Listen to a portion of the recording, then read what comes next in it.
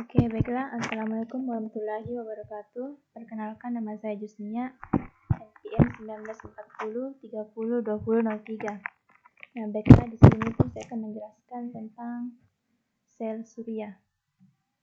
Nah, baiklah, sel surya atau photovoltaic cell itu adalah semikonduktor yang mengubah energi cahaya ke energi listrik melalui proses fotoelektrik.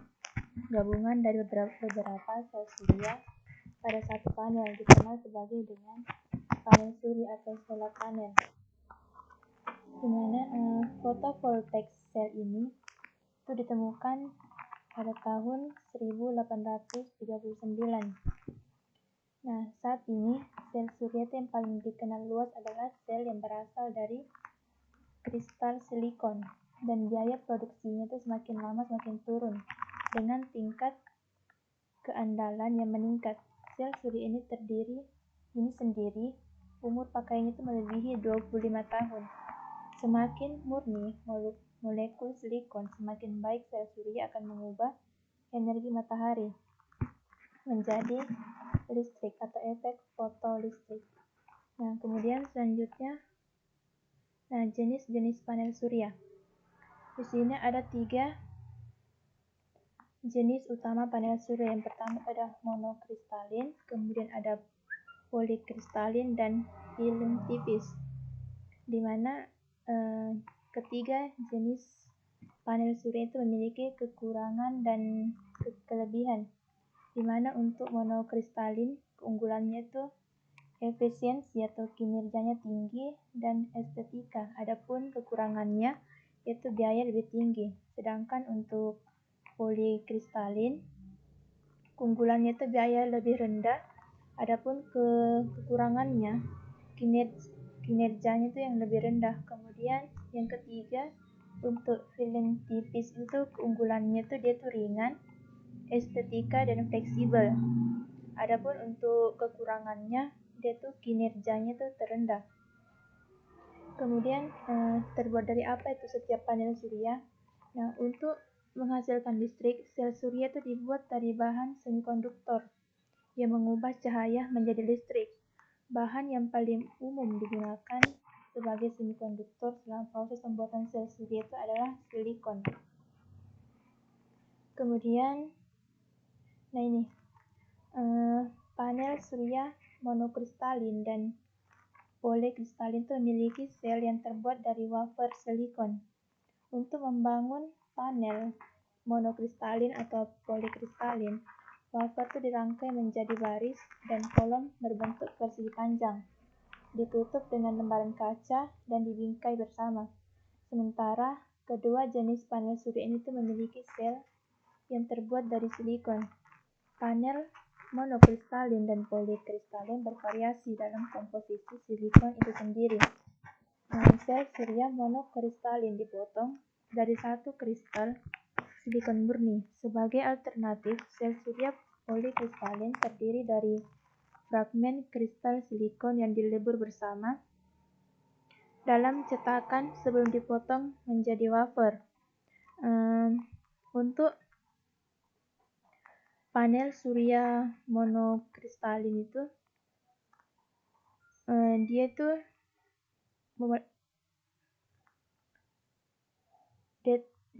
untuk panel surya monokristalin, sel suryanya itu sendiri berwarna hitam.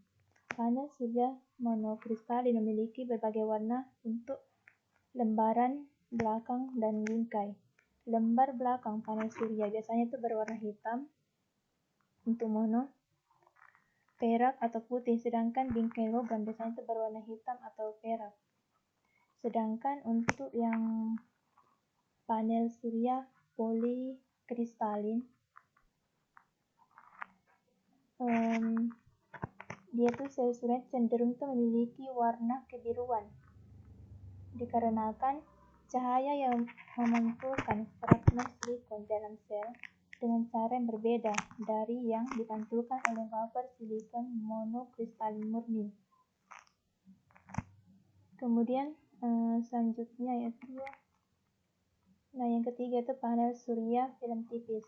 Nah, tidak seperti panel surya monokristalin dan polikristalin, panel film tipis ini tentu dibuat dari berbagai bahan. Jenis panel surya film tipis yang paling umum dibuat dari kadmium telluride.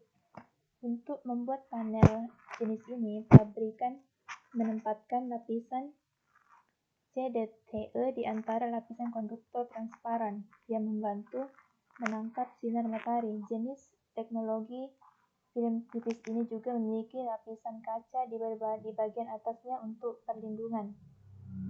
Nah, adapun mengenai warna, panel surya jenis ini tuh dapat memiliki warna biru dan hitam tergantung dari apa yang mereka buat. Nah, kemudian ini panel surya film tipis juga dapat dibuat dari silikon amor yang mirip dengan komposisi panel monokristalin dan polikristalin. Meskipun panel film tipis ini menggunakan silikon dalam komposisinya, panel ini tuh tidak terbuat dari wafer silikon padat. Sebaliknya, mereka terdiri dari silikon dan kristal yang ditempatkan di atas kaca, plastik atau logam. Nah, terakhir, panel copper, indium, gallium, selenide adalah jenis teknologi film tipis lain yang populer. Nah, panel CIGS memiliki keempat elemen yang ditempatkan di antara dua lapisan, konduktor kaca, alu plastik, aluminium atau baja, dan elektroda ditempatkan di bagian depan dan belakang material untuk menangkap arus listrik. Kemudian, untuk cara kerja sel surya itu konvensional bekerja menggunakan prinsip PN junction, yaitu junction antara semikonduktor tipe P dan tipe N. Semikonduktor ini terdiri dari ikatan-ikatan atom, yang dimana terdapat elektron sebagai penyusun dasar. Semikonduktor tipe N itu mempunyai kelebihan elektron muatan negatif, sedangkan semikonduktor tipe P mempunyai kelebihan hole muatan positif dalam struktur atomnya. Kondisi kelebihan elektron dan hole tersebut bisa terjadi dengan mendoping material dengan atom dopan. Nah, sebagai contoh, untuk mendapatkan material silikon tipe P, silikon didoping oleh atom boron, sedangkan untuk mendapatkan material silikon tipe N, silikon didoping oleh atom fosfor. Nah, ini ilustrasi junction semikonduktor tipe P dan tipe N. Kemudian, peran dari PN junction ini adalah untuk membentuk medan listrik sehingga elektron bisa diekstrak oleh material kontak untuk menghasilkan listrik. Nah, ketika semikonduktor tipe N dan tipe P dan tipe N terkontak, maka kelebihan elektron akan bergerak dari semikonduktor tipe N ke tipe P sehingga membentuk kutub positif pada semikonduktor tipe N. Nah, dan sebaliknya kutub negatif pada semikonduktor tipe P.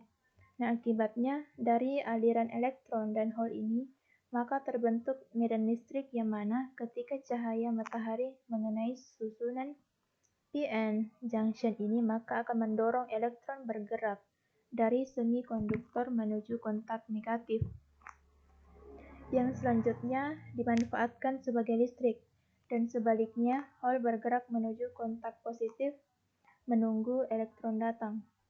Nah, kemudian yang terakhir, ini adalah gambar cara kerja panelnya. Oke, baiklah. Mungkin cukup sekian dari penjelasan saya. Wassalamualaikum warahmatullahi wabarakatuh.